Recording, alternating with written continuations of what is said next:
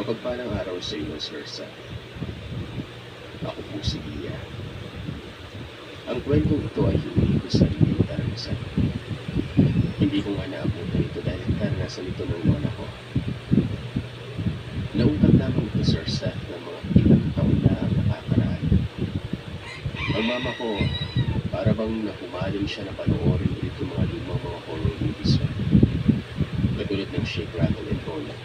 Tapos mga magandang galibayan, may aswang na kwento. Mga ganun. Ako naman na naaaliw din sa kung gaano maganda yung mga storylines lagi at mga effort na magbukang katakot-takot ang palabas na walang effects na computerized. Sinakyan ko din po itong trip ng mama ko. Kung hindi ako nagkakamali ay kasagsagan ito ng pandemya. Hanggang sa madako kami sa isang palabas na hindi ko alam kung pwede kong sabihin sa channel niyo yung title nito. Pero kung pwede nga, Sir Satay, ikaw na ang bahala. Yung title ng movie na ito ay yung Broadcasting Movie. Yung patungkol sa mga kabataan na napadpad sa liquid para lamang maglaro na. Inaabot ng gabi at biniktima nga ng mga aswang pero napadpad sila sa isang bahay kung saan sila nakitulong pero inatake pa rin sila ng mga aswang pa.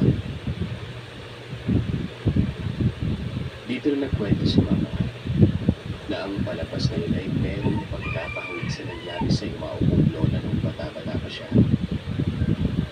Maaga kasing pumanaw ang lola namin dahil sa sakit. Kaya halos hindi ko na siya kinabulatan noon.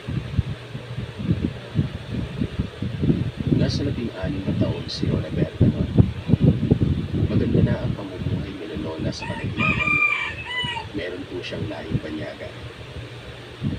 Bagamat bunga lamang ito ng mga sundalo na daw sa Minas at tumalis ay napag-iwanan naman sila ng ari-arian at tumaling na masasabi nilang nakapagbigay sa kanilang magandang buhay.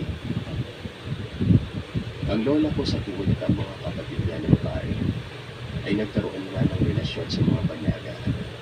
Kaya naman nangyari ang ganito. Nung nasa 8 taon si Lola, sumama ito saglit sa kanyang ina sa naging pangalawang asawa nito.